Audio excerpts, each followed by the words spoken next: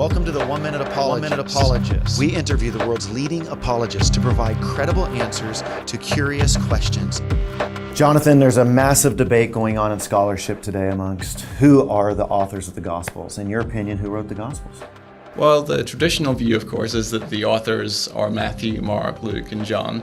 That has come under immense fire today from the likes of Bart Ehrman, the Chapel Hill, North Carolina textual scholar. He's written a number of books against Christianity.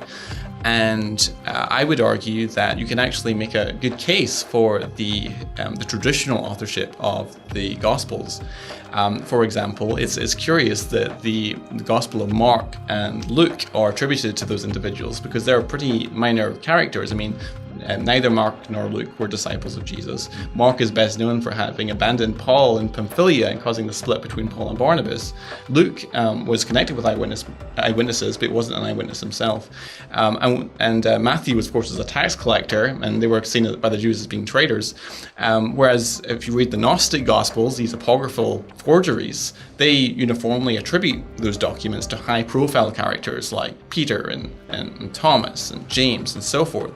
Moreover, you find this wide geographical spread of attestation in the late 2nd century from Clement of Alexandria, from Tertullian of Carthage, from Irenaeus of Lyon, from Papias of Hierapolis, and these have a large geographical spread which suggests that the traditions go back to an earlier tradition and a very monolithic tradition because of the unanimity of the traditions.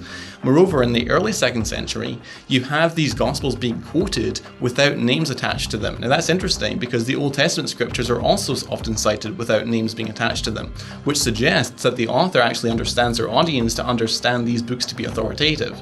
And if there was controversy and debate about the authorship of these Gospels, you would expect that to be reflected when finally names are attached to these documents. We also know from Justin Martyr, for example, refers to the Memoirs of Peter.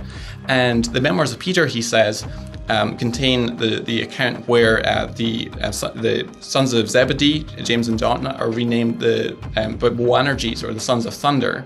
And he also tells us about the renaming of Simon as Peter. Now those don't occur, neither of those occur in the extant copy we have of the so-called Gospel of Peter, but both are in the Gospel of Mark, and the Sons of Thunder incident's only in Mark, which suggests that this is actually the Gospel of Mark.